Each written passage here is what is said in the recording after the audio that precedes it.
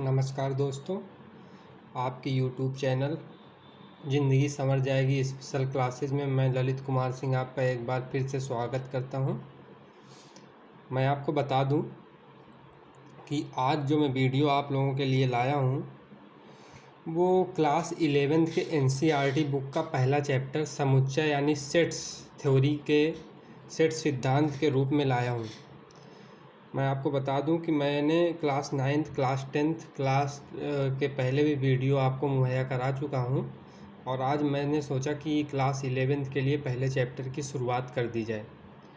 तो चलिए समझते हैं। जैसा आपने ऊपर ही देख लिया होगा कि आपका चैप्टर पहला है समुच्चय सेट्स थ्योरी, क्लास 11th के लिए पार्ट 1 लेकर के आया हूँ मैं आपके सामने। तो चलिए शुरू करते हैं। देखिए,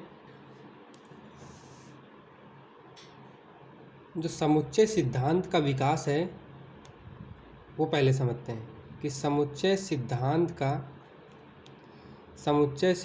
का विकास जर्मन गणितज्ञ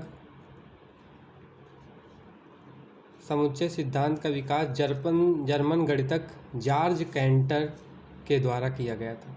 सबसे पहली चीज़ आप लोग नोट कर लेंगे कि समुच्चय सिद्धांत का विकास जर्मन गणितज्ञ जॉर्ज कैंटर के द्वारा किया गया था। अब समुच्चय क्या है इसके बारे में जानते हैं कि समुच्चय का कैसे प्रयोग किया गया। तो पहला नंबर है कि त्रिकोणमितिक श्रेणी के प्रश्नों को हल करते हुए उनका समुच्चय से पहली बार परिचय हुआ। किसका? जॉर्ज कैंटर का। वो जब त्रिकोणमितिक श्रेणी के प्रश्नों को हल कर रहे थे तो उनका सबसे पहली बार समुच्चय से परिचय हुआ।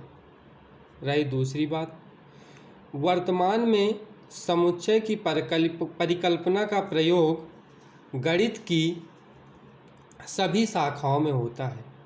वर्तमान में समुच्चय की परिकल्पना का प्रयोग गणित की सभी शाखाओं में होता है। वो शाखाएं कौन सी हैं आपकी? जैसे संबंध एवं फलन, रिलेशन एंड फंक्शन, प्रायिकता, प्रोबेबिलिटी, ज्यामिति व अनुक्रम। इन सभी चीज़ों में अनुक्रम को इंग्लिश में सीक्वेंस कहते हैं। क्या कहते हैं? सीक्वेंस। तो इन सभी चीज़ों में आज के अध्ययन में समुच्चय का प्रयोग किया जाता है। तो सबसे पहले ये चीज़ें जान लें। ये निम्न बिंदु हैं जो आपको सबसे पहले जानना जरूरी है कि समुच्चय का जो सिद्धांत आया वो जर्मन गणितज्ञ जॉर्ज कैंटर लेकर के आए। उन्होंने सबसे पहले त्रिकोणमितिक श्रेणी में इसका परिचय बताया। फिर उसके बाद ये परिकल्पना जो है गणित की सभी शाखाओं में प्रयोग में आती है। और वो शाखाएं कौन सी हैं? उसमें रिलेशन एंड फंक्शन है, प्रोबेबिलिटी है, ज्यामिति व अनुक्रम यानी सीक्वेंस। ये सारी चीज़ों में इसका प्रयोग किया जाता है। अब अगली चीज़ हम क्या समझेंगे? अगली चीज़ हम समझेंगे कि समुच्चय और उसका निरूपण यानी सेट्स एंड देयर रिप्रेजेंटेशंस। तो समुच्चय और उसका निरूपण समझेंगे। तो समुच्चय और उसका निरूपण समझने के लिए हमें बहुत छोटी सी बातों पर ध्यान देना है।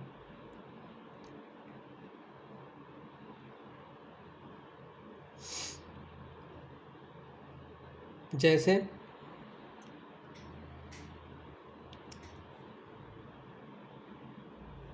मान लिया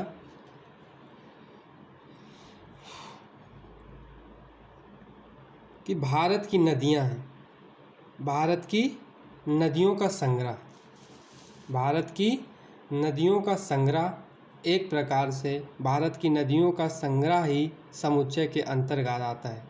जैसे मान लीजिए भारत में जो नदियां हैं गंगा, यमुना, कावेरी, सिंधु, ये सारी भारत की नदियां हैं। तो समुच्चय का मतलब संग्रह, समुच्चय का मतलब संग्रह यानी भारत की नदियों का संग्रह एक प्रकार का समुच्चय है। और इसको हम कई प्रकार से समझ सकते हैं। जैसे ताश की गड्डी है, ताश की गड्डी। और कई प्रकार से समझ सकते हैं। जैसे सप्ताह के 7 दिन, सप्ताह के 7 दिन, ये भी एक प्रकार के क्या हैं? समुच्चय ही हैं। ये भी एक प्रकार के समुच्चय हैं। तो सबसे पहले चलते हैं कि समुच्चय की परिभाषा को समझ लेते हैं। सबसे पहले समुच्चय की परिभाषा जान लेते हैं। तो समुच्चय की परिभाषा क्या है, देखिएगा अच्छे से। वस्तुओं का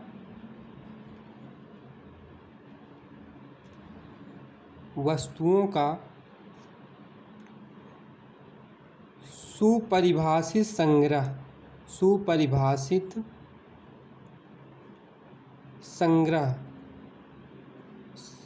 वस्तुओं का सुपरिभाषित संग्रह समुच्चय कहलाता है। समुच्चय कहलाता है।